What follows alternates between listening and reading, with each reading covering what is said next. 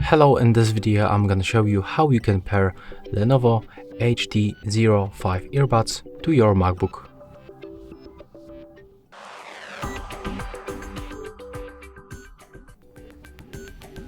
So first of all, you have to remember to input both earbuds inside this charging case and then simply charge them at least for like 30 minutes. Next, you have to open this charging case and you have to remove left and the right earbud. Right now you have to take a look for these indicators on the left and the right, and as you can see on the left one, the indicator is blinking blue and red, so it means that our earbuds are in the pairing mode and they will be visible to other devices. So we have to put them close to our MacBook.